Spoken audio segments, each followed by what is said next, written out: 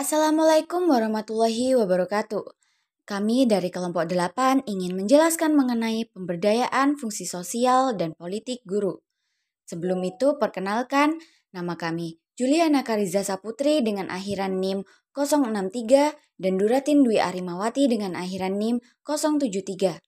Untuk materi yang pertama yaitu pengertian dari pemberdayaan guru. Pemberdayaan guru merupakan upaya penggerakan dan pengaktifan seluruh potensi yang dimiliki oleh para guru dengan memberikan tanggung jawab, kekuasaan, dan kewenangan yang seluasnya, sehingga dapat menunjang produktivitas kerja guru secara optimal.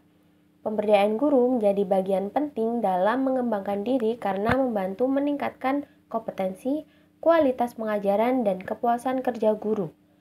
Pemberdayaan guru mampu menciptakan rasa tanggung jawab yang pada akhirnya mengarahkan guru memiliki loyalitas, kepercayaan, dan kualitas kerja guru.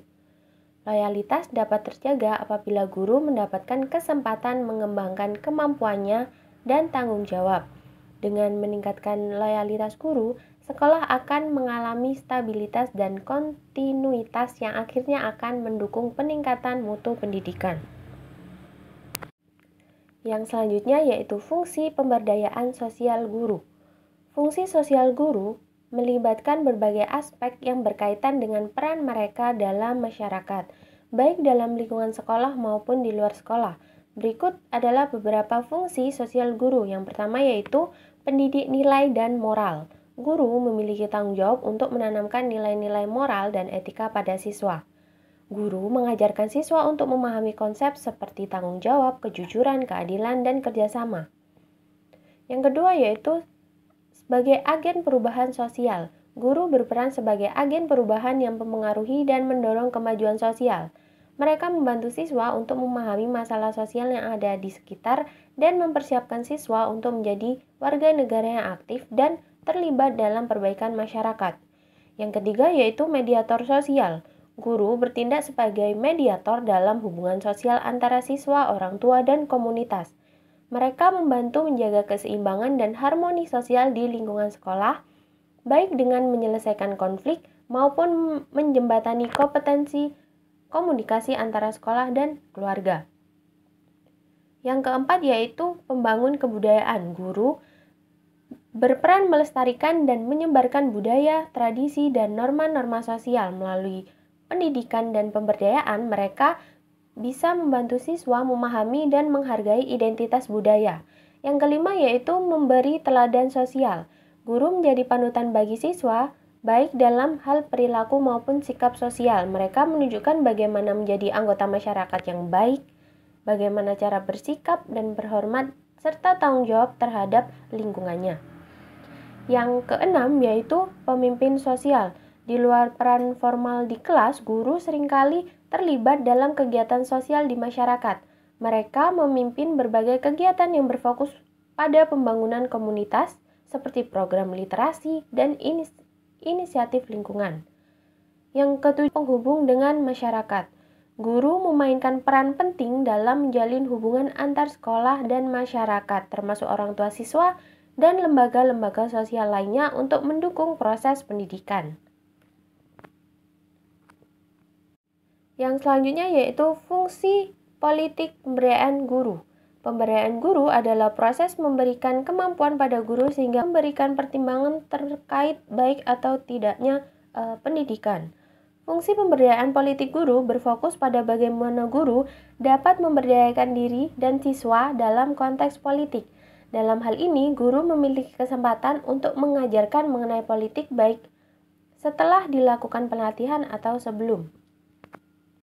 Berikut merupakan fungsi pemberdayaan politik guru. Yang pertama yaitu memberikan kesadaran politik. Artinya dalam hal ini guru harus memiliki kesadaran politik terlebih dahulu, sebelum kemudian dapat memberdayakan siswa dengan menjadi teladan dalam keterlibatan politik. Guru dapat menunjukkan kepada siswa pentingnya partisipasi dalam kehidupan politik dan sosial.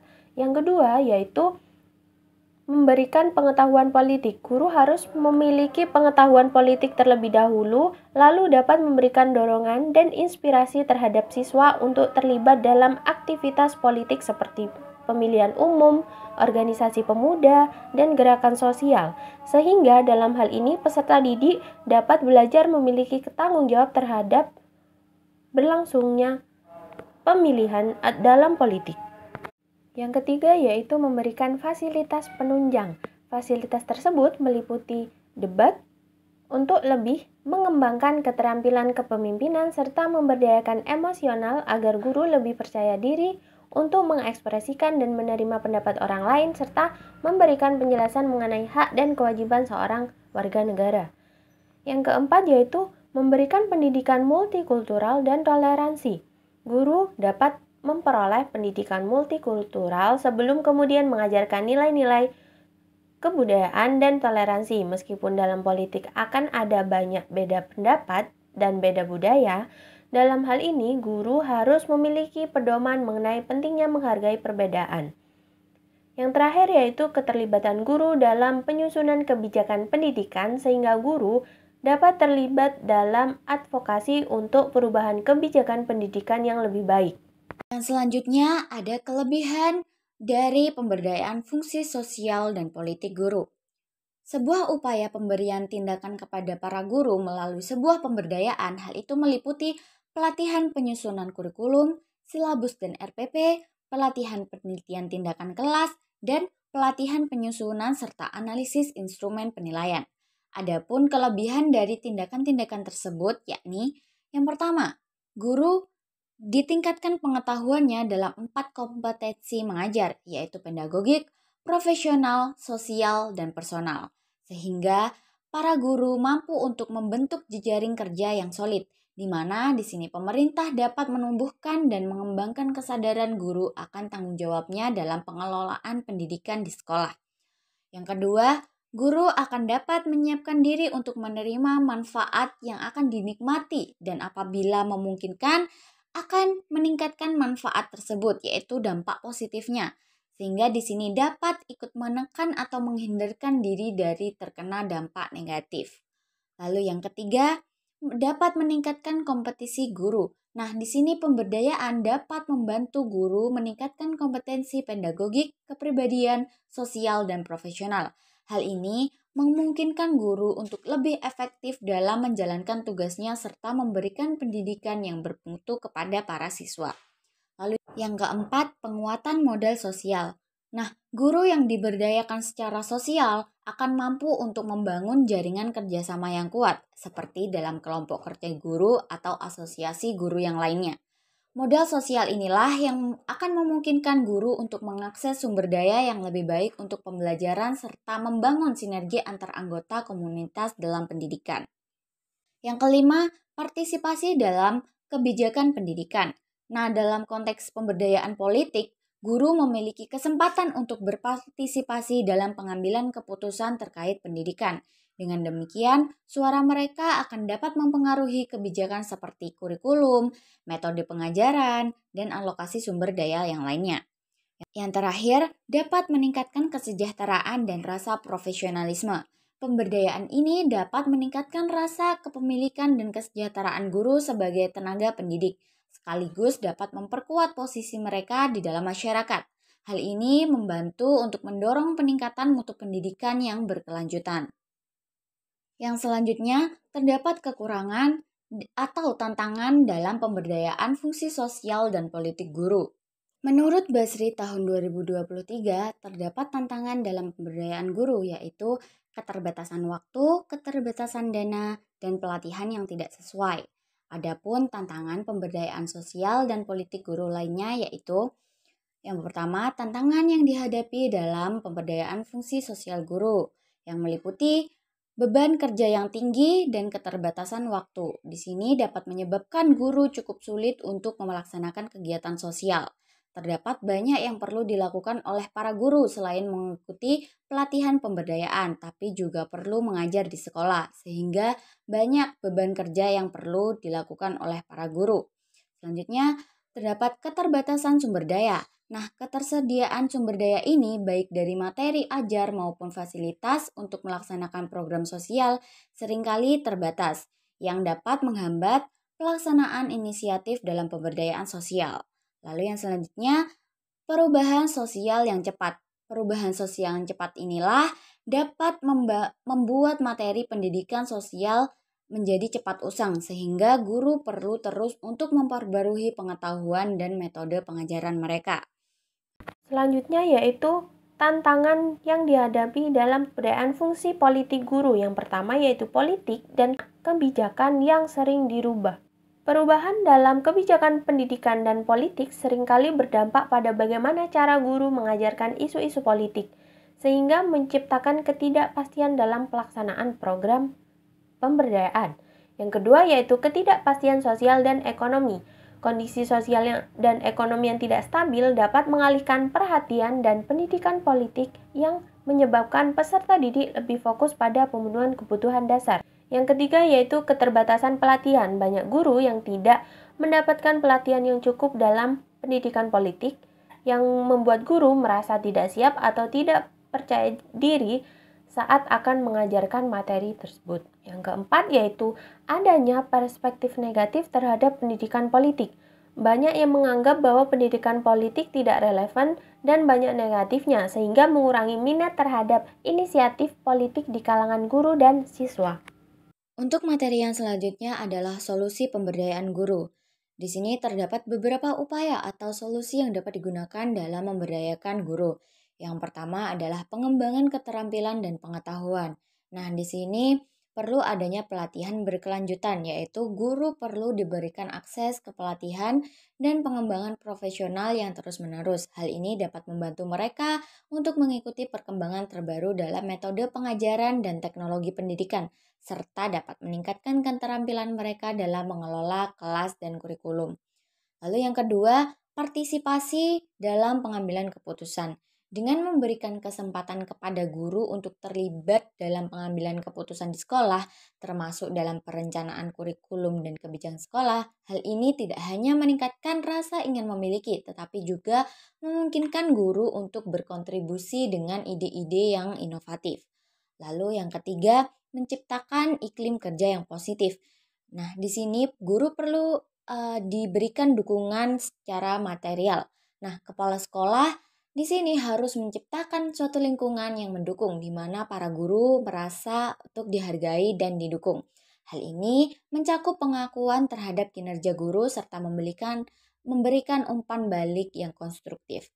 Lalu yang keempat, kolaborasi dan kerjasama. Nah, di sini diperlukan adanya sinergi tim, yaitu mendorong kolaborasi antar guru, kepala sekolah, dan pihak terkait lainnya untuk menciptakan suatu sinergi dalam mencapai tujuan pendidikan.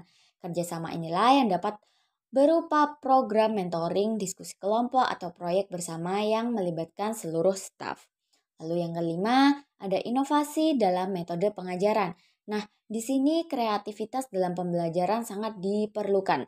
Pemberdayaan guru juga melibatkan untuk mendorong mereka untuk berinovasi dalam metode pembelajaran. Guru yang merasa diberdayakan akan cenderung lebih kreatif dan mampu menyesuaikan metode pembelajaran dengan kebutuhan para siswanya. Lalu yang keenam ada akses informasi dan sumber daya.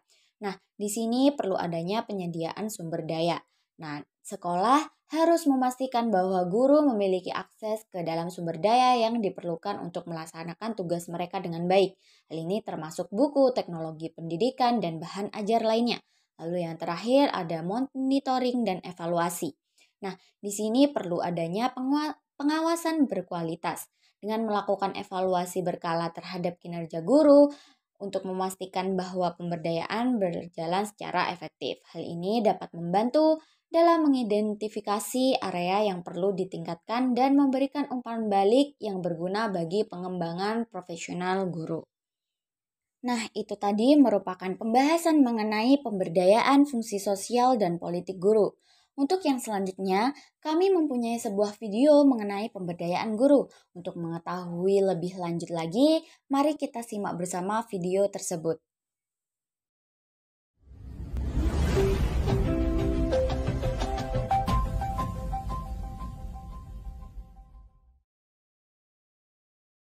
Assalamualaikum warahmatullahi wabarakatuh. Salam dan bahagia Bapak Ibu Guru Penggerak. Saya Heriana, calon guru penggerak angkatan 7 dari SMP Negeri 3 Cikesal, Kabupaten Serang. Video ini adalah aksi nyata modul 1.2 sesuai dengan rencana 4P pada koneksi antar materi.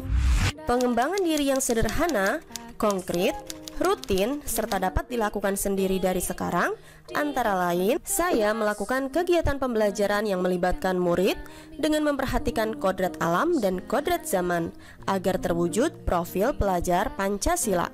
Misalnya dengan menumbuhkan karakter religius berupa berdoa sebelum dan sesudah pembelajaran, bergotong royong dalam membersihkan lingkungan sekolah, berkolaborasi dengan teman saat kegiatan diskusi kelompok atau praktikum, pembelajaran dengan memanfaatkan teknologi, melatih keberanian saat presentasi,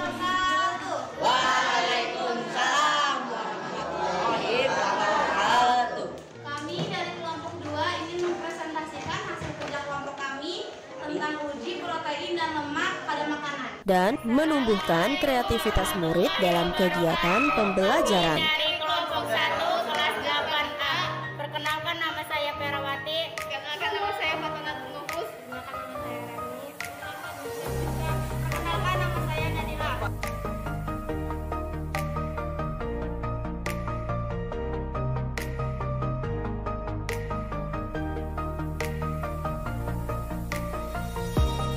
Sekian dari kami. Wassalamualaikum warahmatullahi wabarakatuh.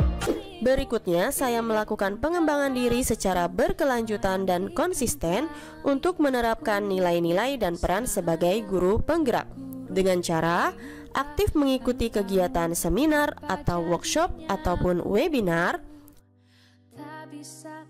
menciptakan karya inovatif berupa pembuatan video pembelajaran di channel YouTube saya sendiri, berkolaborasi dengan kepala sekolah dan rekan sejawat, melakukan refleksi setelah kegiatan pembelajaran, dan aktif dalam kegiatan MGMP IPA di Kabupaten Serang.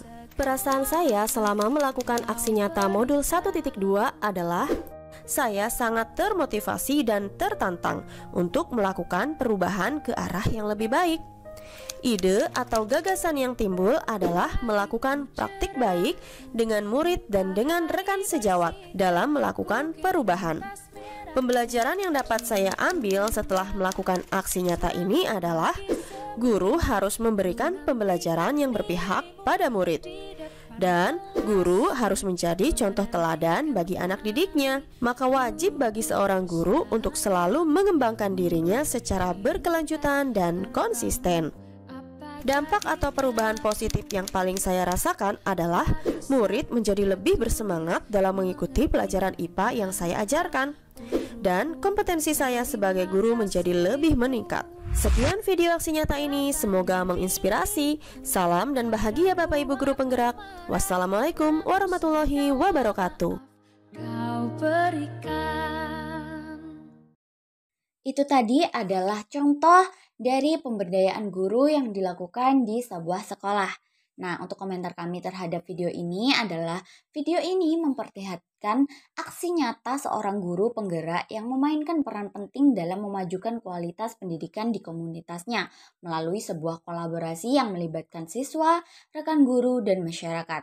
Nah, guru tersebut memimpin berbagai kegiatan seperti pelatihan metode pembelajaran kreatif. Nah, di sini guru mengadakan pelatihan untuk rekan-rekannya dengan tujuan untuk meningkatkan kapasitas mereka dalam menggunakan metode pengajaran yang inovatif dan relevan dengan kebutuhan para siswanya.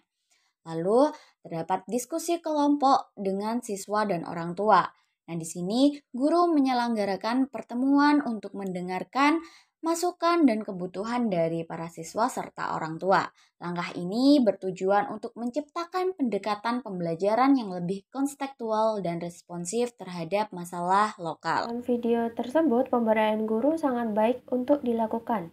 Adanya pemberdayaan guru dapat memberi pengembangan kreativitas siswa melalui kegiatan berbasis komunitas. Guru memprakarsai proyek-proyek komunitas yang melibatkan siswa dalam kegiatan praktis seperti pelatihan keterampilan dan kewirausahaan, guna membekali siswa dengan kemampuan yang bermanfaat di kehidupan sehari-hari. Yang selanjutnya, tindakan dalam video tersebut juga menunjukkan fungsi sosial di mana guru menjadi motor penggerak dalam membangun kerjasama di lingkungan pendidikan. Guru juga memainkan fungsi politik karena ia mempengaruhi kebijakan internal sekolah dan melibatkan berbagai pihak untuk mendorong perubahan yang positif. Oke, baik. Yang sekarang yaitu kita bisa mendengarkan tanggapan dari ahli mengenai video yang sudah ditampilkan. Nah, sebelumnya untuk kakaknya boleh perkenalan dulu dari instansi mana dan mengajar apa. Mm-mm. Salam kenal, saya Nur Kasana dari ini ya, apa mengajar pendidikan fisika atau kok pendidikan fisika, sorry, mengajar fisika di salah satu instansi lembaga bimbel gitu di Jember. Oke, baik. Nah, mengenai video tersebut, apa pendapat Anda tentang pentingnya kolaborasi antara guru, siswa, dan orang tua untuk bisa Mungkin cukup meningkatkan sekian video kualitas dari pembelajaran kami. seperti yang Terima sudah kasih. ditunjukkan Mohon dalam maaf video jika tersebut? ada kesalahan yang tidak Mm-mm. disengaja maupun Pentingnya disengaja. kolaborasi antara Assalamualaikum guru, orang tua, warahmatullahi dan siswa itu wabarakatuh. memang sangat-sangat dibutuhkan gitu. Apalagi dalam video tersebut kan tentang guru penggerak ya, tentang guru penggerak. Nah, itu sangat baik sekali pada video tadi itu penerapannya dengan cara meningkatkan nilai religius, meningkatkan keberanian siswa dalam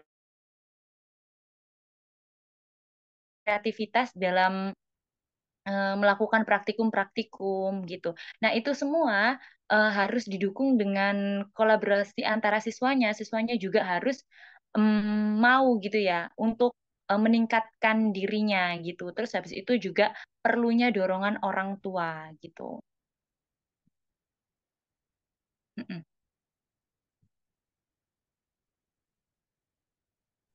Baik, terima kasih.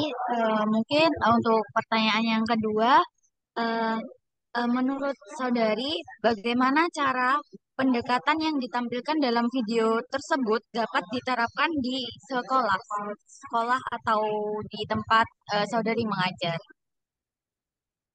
Mm-mm.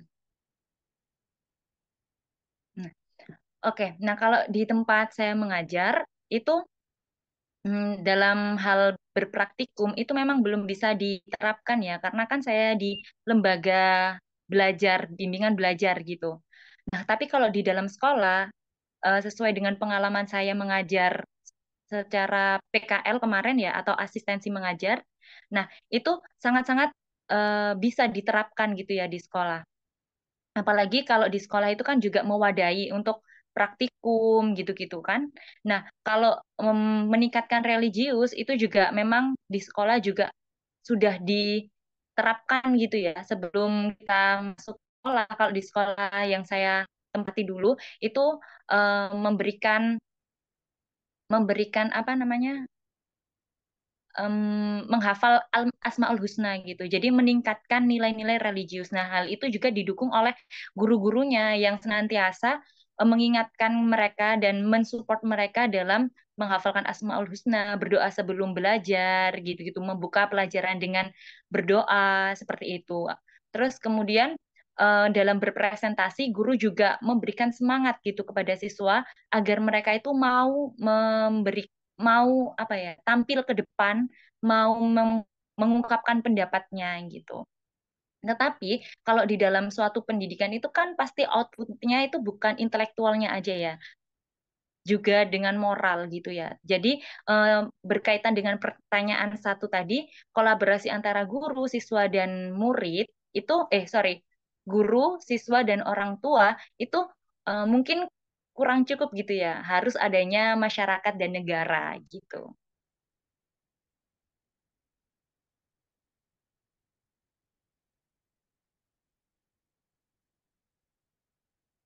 Oke, baik. Terima kasih atas tanggapan dari kakaknya mengenai video yang sudah kami tampilkan. Terima kasih banyak. Sama-sama.